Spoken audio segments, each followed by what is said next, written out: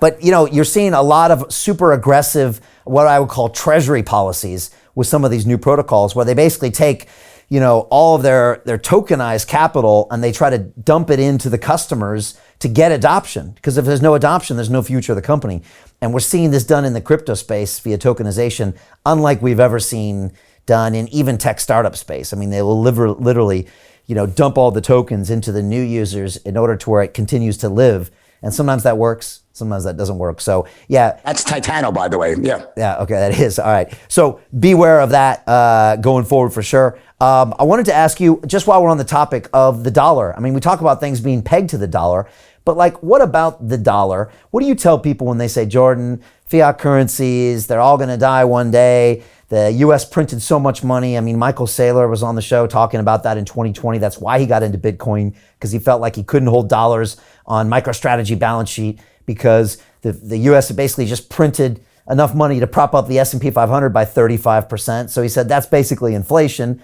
How do you get your head around the dollar? What do you tell your followers about the dollar going forward? What I would tell them a month ago is not what I would tell them today. I think what we just saw happen with Russia was just a colossal blunder on the part of the United States. I think to freeze Russia's assets like that, their reserves, currencies, it's done. The dollar is no longer has lost its. I think the dollar, we don't know it yet, but I think the dollar has lost its trust as being a legitimate global reserve currency. It's not safe, because if they don't like you, they'll take your money. I'm not saying Russia shouldn't have been sanctioned, but I think to freeze them out of the financial system and to seize their sovereign assets because they're in dollars is fucked up. I think it's just fucked up for the U.S. I think it's counterproductive for what we want to accomplish as the U.S. The U.S. has enjoyed this ability to expand the money supply, live like kings while not creating anything. We're literally living off of the hard work of China and other countries that are actually producing shit. And we become an economy based of consumerism. You can only do that for so long if you're not the global reserve currency. We've gotten away with it because we just keep printing dollars, and there's nothing they can do because we're the reserve currency. If you were in any other country, you would literally go into your everything, and hyperinflation would occur, and the economy would be destroyed in short order.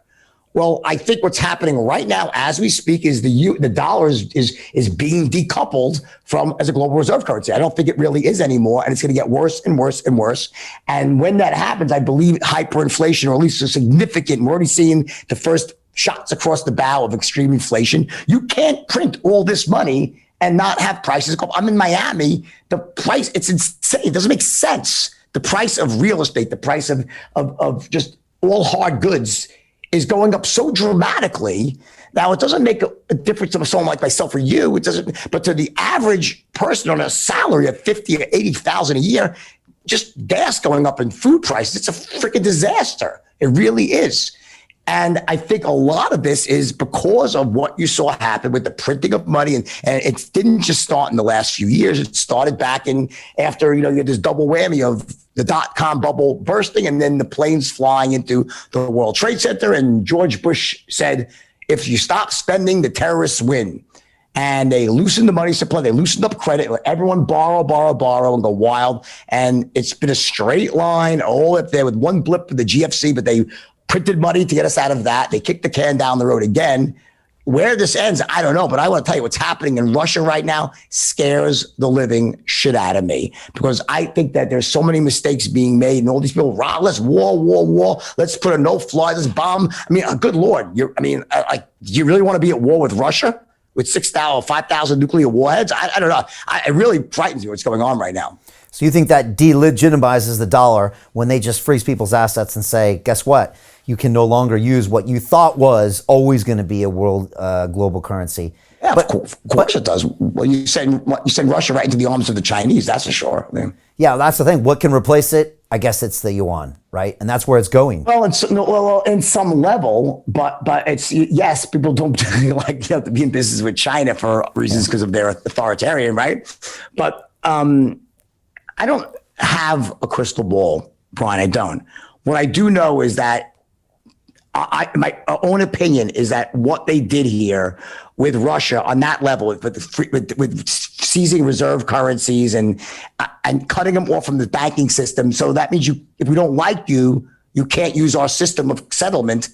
So why would any country really want to use this system of settlement? It gives you, so you're completely the slave of the United States. And I think that was never done before like that, except to a very insignificant country like North Korea that didn't really matter anyway. I mean, it was just contained. It was like a contained virus. And Cuba, right? But now we're talking a legitimate country, and you can hate Putin, think he's the most evil man on the planet, but there's still a few 100 million Russians out there that are working and producing things, and there's an economy, and they're in bed with China. It was very shrewd, and there's a very long-term horizon. I don't think this ends well for the United States. I really don't. Yeah, I was really surprised at how aggressively they've gone after the Russian assets. And, London is a big place for that. And the fact they're just grabbing, yachts and stuff in different harbors, it seems like they're shooting first, asking questions later. And I was surprised at how aggressive that's happened. And I can't believe it. Yeah, and again, I guess we're seeing, I think, from the Bitcoin blockchain, money going from the rubles right into blockchain and to Bitcoin. But again, that's not the answer. The U.S. is probably. I was watching it. I was watching a documentary on World War II, and I'm a student of history, and it's like it's exactly what we did to Japan before they bombed Pearl Harbor. We literally forced them into bankruptcy. Great, that worked really well. The last we did to a sovereign country, to a big country with a military that could actually strike back.